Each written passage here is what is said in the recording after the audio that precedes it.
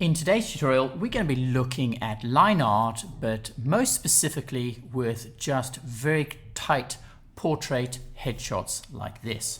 So we'll jump straight in. The first thing we're going to need to do is create a blank layer. I come down to my plus icon, I click this here, I have a blank layer and I'm going to call it lines. On my lines layer, I'm going to try and draw some very minimalist features around the key features of the face. In order to do that, I need to get my B, shortcut B for brush tool, and then I need to, using control and options, left and right until I get it quite small, around about there.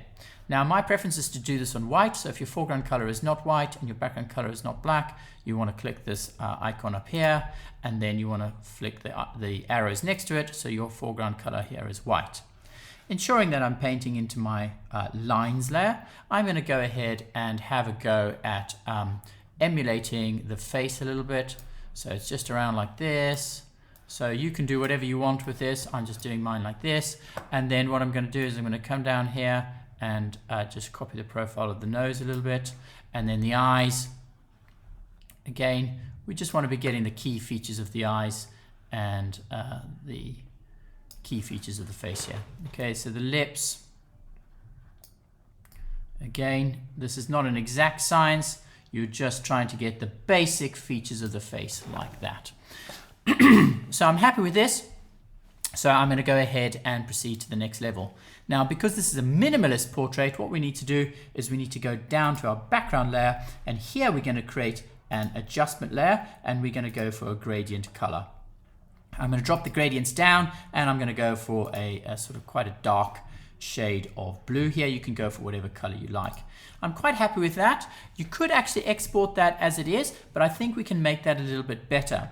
The first thing is if we could do something with the lines themselves, because right now they're very white and contrasty. So I'm going to click into my lines layer, and then above the lines layer I'm going to create an adjustment layer down here, and I'm going to go to gradient, and again I'm going to go and choose something. Let's go for something slightly different now, maybe some different shades of blue. That's fine.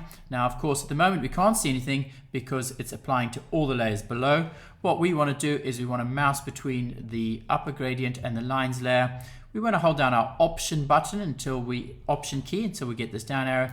We click that there, and now what's happened is this adjustment is only applying to the lines here.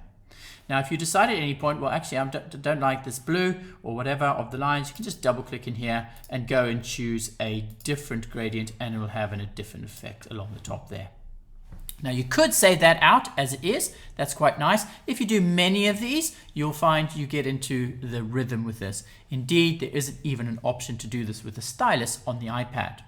But the last thing I'm going to do is I'm going to maybe think about bringing in the background layer with the face a little bit. So there's a number of ways of doing that. The first one is on the gradient layer, which is hiding the face. If I click into that gradient layer which is hiding the face, I can of course blend to find something suitable. Even this is looking quite cool and quite moody, and you could go along and find something which you really like, which you think is appropriate, and that would be fine.